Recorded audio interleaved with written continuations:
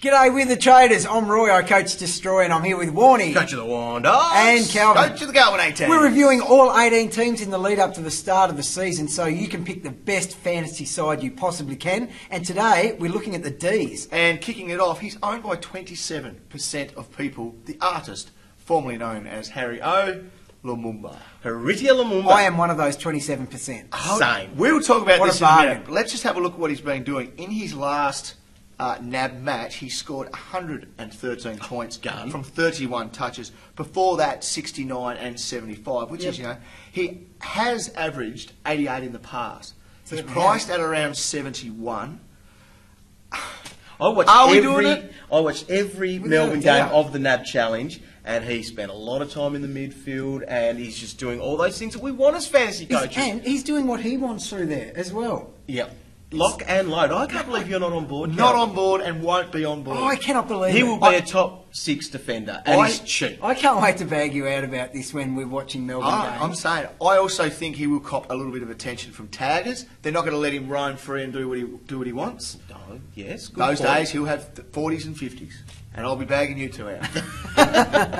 Jesse Hogendog, He's at number 2 now. People are jumping on board him because he's right. His body's right. He's good. 190 odd grand. Not a bad price to be paying. Maybe a little bit too much if you've got him on your bench. What can we expect from him? The NAB Challenge gave us 56, 34, 48.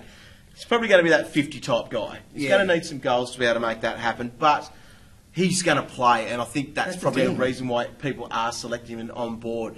He's been in and out of my side, depending on what I'm trying to do with my structure at the moment. Yeah, if you've got enough money to put some money into the bench, you would put it there knowing that he is going to just... He's going to play each week, and he'd be a slow cash cow, Yeah, but exactly. he's going to make you some coin. Speaking of cash cows, Aaron Vandenberg. Oh, yeah. Let's not forget, he averaged 127 in the Neefel. I say Neefel. Last year, and is an absolute ball magnet, but... he's been a bit battered and bruised. He has throughout been. the NAB. He's just getting smashed all over the place. Cuts and I whacks. know. He's off and he's on. So his NAB numbers aren't that great, really. He had 71 in his last one. Oh, that's great. Great, and played basically a full game. But before that... Before that, he was getting 52, pumps and bruises. Because he's not playing full games there. 52 and 6. Okay. No, you're not missing my point. Yes. Right? Okay. He is by far the most locked-in player on your bench, of course, if he gets upgraded onto the senior list. Yeah. I'm talking him up. Oh, good. Okay. It didn't sound I'll like put him it on very my much. field, I reckon. Yeah, I have a chance to. 100%. Because I think he'll get upgraded. He'll be a sure thing. I reckon. And Now, he's a good a guy player. I've got on my field, Roy, is Ben Newton. Yes, and so do I, for good reason too. His NAB scoring, points per minute, has been so impressive through all 3 games that, I don't know, he's looking like he could average above 70. Yep. He could push 80 if he continues scoring like he has been. Definitely. Which is amazing for his price. Priced nicely to see us make a fair bit of cash and be pretty confident to have him on the ground as your 7th or 8th midfielder, definitely. I think. So that's where he is for me. I've got him on the ground. Yeah, definitely. Good. Calvin? Yes? You Definitely on my ground. Good, right. Definitely on my ground. You're happy with him, even though he didn't play full games all the time? What is that? If you let me complete a sentence without jumping in on me all the time. Yes, all right. Play on. Talk about Salem. All right. Now, he's another guy that in... Oh, well, Calvin would have written him off with his 32 in the first game. I did write him off, actually. And he was... Well, we've talked about him all pre-season. Heard about him in the pre-season.